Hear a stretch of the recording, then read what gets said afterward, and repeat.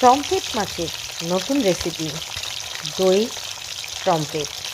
খেয়ে দেখুন, অবশ্যই ভালো লাগবে। ট্রম্পেট মাছটাকে ফ্রাই করে নেবেন, তাতে ক্যাপসিকাম, টমেটো, আদা রসুন পেস্ট দেবেন, পেঁয়াজ দেবেন কুচো করে, আর দুটো শুকনো লঙ্কা ফোড়ন দেবেন। স্বাদ মতো অবশ্যই নুন দেবেন, আর এতে অ্যাড করবেন শুধুমাত্র হলুদ আর লঙ্কা গুঁড়ো, যেমন আপনারা ঝাল খেতে ভালোবাসেন।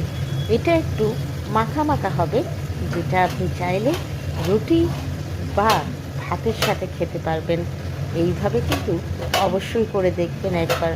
পমফ্রেট মাছের অনেক রকম প্রিপারেশন খেয়েছেন, এবার পমফ্রেট দিয়ে দই দিয়ে রান্না করে দেখুন।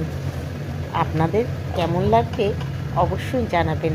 আমি কিন্তু আজকে এটা ফার্স্ট টাইম ট্রাই করেছি। আমার বাড়ির সকলের কিন্তু খুব ভালো লেগেছে। আশা করছি আপনাদের বাড়ির সবার খুব পছন্দ হবে। আমি যেইভাবে বলে দিলাম সেইভাবে করবেন, তাহলে দেখবেন আঙুল চেটে সবাই খাবে।